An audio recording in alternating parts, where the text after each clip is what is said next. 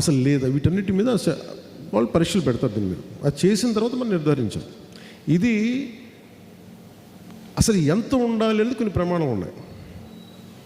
అంటే కాలుష్యం ఉంటే తీర ప్రాంతాల్లో ఉన్నాయి అంటే మరి ఎంత కాలుష్యం ఉంది, ఏ స్థాయిలో ఉంది, అసలు మత్స్య సంపద చచ్చిపోయేంత కాలుష్యం ఉందా లేదా, ఏం కారణాలు, 100 కారణాలు వీళ్ళన్నీ కూర్చోబెట్టి అది సైంటిఫిక్ అనాలిసిస్ చేస్తారు. మీతో మాట్లాడిన వారం రోజులు చేసామా 5 రోజులుగా, అక్కడ పిఠాపు నుంచి వచ్చిన 5 రోజులకే నేను కరెక్ట్ 5 రోజుల తర్వాత జోగాన్ని పిలిపించి మాట్లాడితే ఆయన చెప్పారంటే ముఖ్యంగా మేము ఆయన కేరళ వాస్తవ్యులు, మేము కేరళలో ఇలాంటివి చేస్తాం. మనకుంది ఉప్పాడ కొత్తపల్లిలో 7,200 మంది ఫిషర్మెన్ ఇళ్ళు ఉన్నాయి మన మత్స్యకారులకు సంబంధించి. దీని మీద 25,600 మంది వ్యక్తులు బతుకుతున్నారు. 7,200 కుటుంబాలు వాటిని ఆధారం చేసి ఇంతే కదా సార్, మన 25,000 మంది 25,600 మంది. దీనికి నేను ఏం చెప్పానంటే ముందుగా చెప్పాలి రెగ్యులర్గా అసలు వాతావరణంలో పర్యావరణంలో ఎంత కాలుష్యం ఉందో అది మీరు రెగ్యులర్ ఆడిట్ ఒకటి చేయాలి సార్. అది నేను ఫస్ట్ రాగానే అదొకటి తెలియజేశాను. తర్వాత సీ ర్యాంచింగ్ అని ఉంది. దాంట్లో మనం ఏం చేయాలి, సముద్రపు జీవాల చేపల్ని సముద్రంలోకి విడిచిపెట్టడం. సో దాంట్లో భాగంగా ఏం చేసాం, ఒక 50,000 మన పండుగ అప్పల్ని మనం చేసాం. అంటే మత్స్య సంపద తగ్గిపోయింది, మనం వదిలేం వాటిని. సో అలాగే ఈ ఆర్టిఫిషియల్ కోరల్ రీఫ్స్ అంటే ఏంటంటే అక్కడ చేపలు ఉండడానికి, మీకు తెలియదు ఏం, చేపలు ఉండడానికి అక్కడ ఇది పోయింది, వాటికి నివాసాలు లేవు. సో మేజర్గా ఒకటి సముద్రంలో కొంత పిల్లల్ని విడిచిపెట్టడం, సీ ర్యాంచింగ్ చేద్దాం. సీ ర్యాంచింగ్ చాలా ఉంటుంది. మన గుర్రాలను మేకలను ఎలా పెంచుతాం అలాగే చేపలు కూడా పెంచాల్సిందని చెప్పి ఆయన కూర్చోబెడితే ఆయన సలహాతోటే 50,000 పండుగ అప్పుల్ని మన విడుదల చేయడం జరిగింది. అలాగే ఆర్టిఫిషియల్ కోరల్ రీఫ్స్ పెట్టిన తర్వాత ఆయన అన్నది ఏంటంటే మళ్ళీ వాటన్నిటికి నివాసయోగ్యం ఉంటుంది. మళ్ళీ అక్కడ మనకి ఎవరైతే మన మీద ఆధారపడ్డారో వాళ్ళందరికీ అక్కడ వాళ్ళు అనుకున్న చోట దొరుకుతుంది. ఇది ఒకటి చేద్దాం అనేది. What is income sir, you said how much income per annum?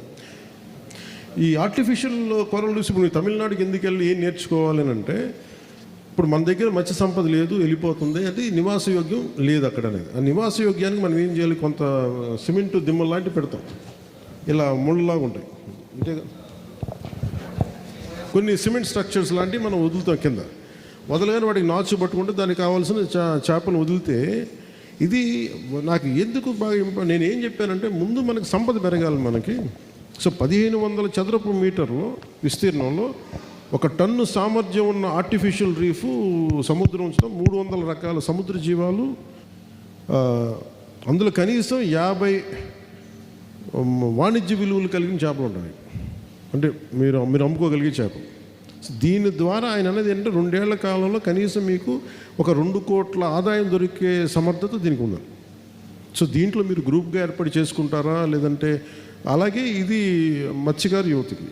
So ఆడపడుచులకి ఏం చేసాం, ఇంట్లో వాళ్ళు కూర్చున్న వాళ్ళకి ఏం చేసాం అంటే మెరైన్ ఆల్గే కల్టివేషన్. ఇదేంటంటే పోషక విలువలు ఉంటాయి, ఔషధ విలువలు ఉంటాయి. అలాగే దీన్ని కాస్మెటిక్స్ కింద వాడతారు, లేదంటే ఫెర్టిలైజర్ల కింద వాడతారు, బయోఫ్యూల్స్ కింద వాడతారు, దీన్ని ప్రోటీన్ పౌడర్గా చేస్తారు. అలాగే జపాన్ వాళ్ళు తినే సూషి అనే దాంట్లో పెడతారు, సాలడ్స్లో వాడతారు, అలాగే కాస్మెటిక్స్లో కూడా మాట్లాడతారు, ఐ క్రీమ్స్. సో అందుకని ఈ సీవీడ్ని తయారు చేసేది ఆడపడుచులు కనుక తీసుకుంటే అది యువత ఇలా చేస్తే ఆడపడుచులకి ఇది వాళ్ళు వెళ్ళలేరు కాబట్టి వాళ్ళకు కూడా ఇంట్లో దగ్గరలో ఉండే ఆదాయం చేసుకోవడానికి. అందుకే దాని స్టడీకి తమిళనాడుకి వెళ్ళి మీరు దీన్ని నేర్చుకుంటారు. పగడపు దిబ్బలా మీరు ఏమంటారు, పగడపు దిబ్బలు అంటారా? అలాగే ఇందాక మీకు చెప్పినట్టుగా ఉప్పాడ సీ ప్రొటెక్షన్ వాళ్ళకి దాదాపు 323 కోట్లు వాళ్ళు బడ్జెట్ ఉంది. దానికి నేను హోమ్ మినిస్టర్ గారి ఆఫీస్తో మాట్లాడిన ఆల్రెడీ వాళ్ళు ఏంటంటే సూచనప్రాయంగా తెలియజేశారు, మేము తెలియజేస్తాం. అంటే దానికి ఇంకొక మాట చెప్పడానికి నేను ఢిల్లీ వెళ్తాను ఒక 2 రోజుల తర్వాత, అది మీ దృష్టికి పట్టుకొస్తాను. అలాగే మనకి ముఖ్యంగా మన మత్స్యకార గ్రామాల్లో ఏదైనా ఉంటే మీకు రోడ్లు కానీ, డ్రింకింగ్ వాటర్ కానీ, ఆ మోడల్ స్కూల్స్ కానీ ఏదైతే ఉన్నాయో దానికి కూడా నేను ముందుకు తీసుకెళ్తాను. మెయిన్గా ఉప్పాడ యువతకు మటుకు నేను ప్రత్యేకించి చెప్పిందంటే, మీరు ఏదైనా రిక్రూట్మెంట్స్ పోలీసుకి కానీ ఆర్మీకి కానీ వెళ్తానంటే నేను ప్రత్యేకించి ట్రైనింగ్ ఏదైనా బాగుంటుందా అనేది నేను కలెక్టర్ గారితో మాట్లాడుతూ ఉన్నాను. అలాగే ఫిష్ ఫుడ్ ప్రాసెసింగ్ అని చెప్పారు. ఇంకొకటి, మీరు కేరళకి వెళ్ళేది, మీరు ఎర్నాకుళంకి వెళ్తే అక్కడ ఏంటంటే మీరు పచ్చళ్ళు పెడతారమ్మా మీరు చేపలతోటి. మీకని సార్డైన్స్ అని అంటాం మన వీళ్ళు టిండ్ ఫిష్ మనం వేస్తారు. సో అదొకటి నేర్చుకోవడానికి మీరు అది కేరళలో పనిచేస్తుంది. దానివల్ల ఏమవుతుందంటే ఇప్పుడు మనం స్టేట్ గవర్నమెంట్ ఏం చేస్తుంది, ఎంఎస్ఎంఈకి ల్యాండ్ అలాట్మెంట్ చాలా చేస్తుంది.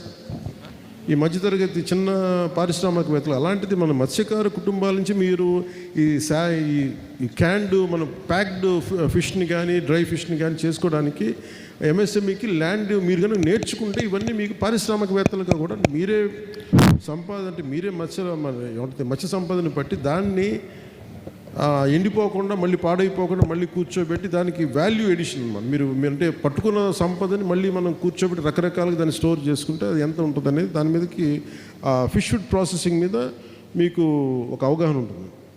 సార్ డైరెక్షన్స్ ప్రకారం మనం పిఠాపురం హైవే మీద మనం 2.5 ఎకరాల్లో ఒక బిల్డింగ్ కట్టేసి ఒక 5 ఫ్లోర్ బిల్డింగ్, అది కన్స్ట్రక్టెడ్ ఏరియాలోనే ఎవరైనా ఎంఎస్ఎంఈ కొందరు ఏదైనా బట్టలు కుట్టుకునే పెట్టుకోవచ్చు, కొందరు ఇందాక సార్ అన్నట్లు ఫిష్ తీసుకొచ్చి దాన్ని పిక్లింగ్. సో దానికి పెద్ద ఏరియా అవసరం ఉండదు, ఆల్రెడీ కట్టేసిన బిల్డింగ్ కావాలి, కొంత సెక్యూరిటీ ఉండాలి. రోజు అంటే చిన్న ఇండస్ట్రీ పెట్టుకునే వాళ్ళు ఒక వాచ్మెన్ని పెట్టుకోలేము కాబట్టి గవర్నమెంట్ వైపు నుంచే కరెంట్ అవన్నీ కట్టి ప్రతి కాన్స్టిట్యున్సీలో ఒకటి కడుతున్నాము.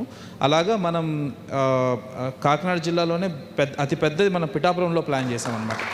ఒక నిమిషం, అందులో సార్ డైరెక్షన్స్ ప్రకారం ఆ మొత్తం ఎన్ని స్క్వేర్ ఫీట్ కదా అన్ని 50% కేవలం మత్స్యకారులకే దాన్ని అలాట్ చేసే విధంగా సార్ డైరెక్షన్స్ ఇచ్చున్నారు. ఆల్రెడీ దానికి సంబంధించి మనం ఫౌండేషన్ వేస్తాం సార్. వెన్ఎవర్ నెక్స్ట్ సార్ పిఠాపురం ఉన్నప్పుడు దానికి ఢిల్లీ నుంచి వచ్చిన తర్వాత పిఠాపురం వచ్చి దానికి ఫౌండేషన్ ఇస్తాం. ఎందుకంటే నేనేం కోరుకుంటున్నానంటే ముఖ్యంగా మన ఈ చిన్న వ్యాపారం చేసుకోవడానికి పారిశ్రామికవేత్తలు మత్స్యకార కుటుంబాల నుంచి కూడా రావాలి. అది నా ప్రగాఢమైన వాంఛ. దానికి నేను మీకు అండగా ఉంటాను.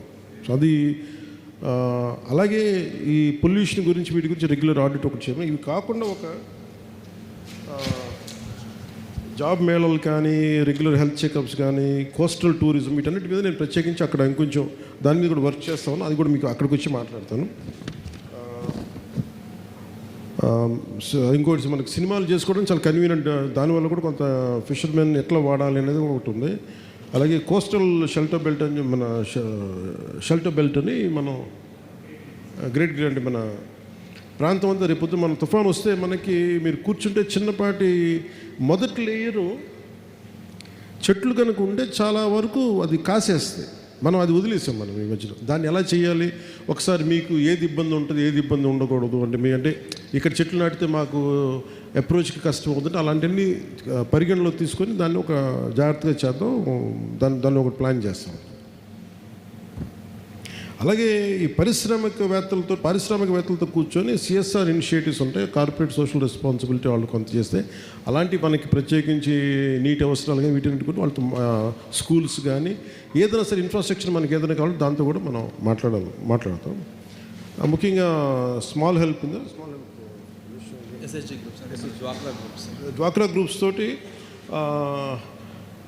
ప్రత్యేకించి ఈ ఫిషరీ మన మత్స్య ఉత్పత్తుల్ని మనం ఎలాగ మనం స్టోర్ చేసుకుంటూ పికిల్స్ కింద దానికి కూడా ట్రైనింగ్ ఎలా ఉంటుంది బాగుంటుందని ఒక అంటే ఇది మనం అమ్ముకోవడానికి కాదు, ఎక్స్పోర్ట్ చేసేలాగా.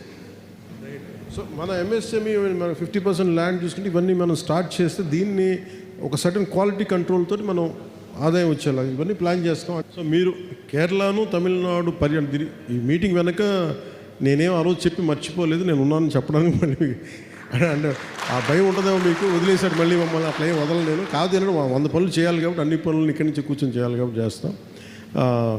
మళ్ళీ వస్తాను, అన్నీ ప్రయత్నం చేస్తా ఉన్నాం, అన్నీ బాగా జరుగుతాయి. పార్టీ పరంగా ఉండొచ్చు, ఇంకోటి ఉండొచ్చు, మనకి అంటే 1000 ఓట్లే ఎక్కువ వచ్చినాయి మిగతా వాళ్ళు వేయలేదంటే నాకు అయ్యేం లేదు. నాకు ఓట్లు వేసినా వేగిపోయినా మీరందరూ నా వాళ్ళు, నా సొంత కుటుంబం, నేను చేస్తాను. అయితే మనస్ఫూర్తిగా మీ అందరికీ మేము అండగా ఉంటాం తెలియజేసుకుంటూ దీన్ని బాగా సద్వినియోగం చేసుకోండి. జై హింద్.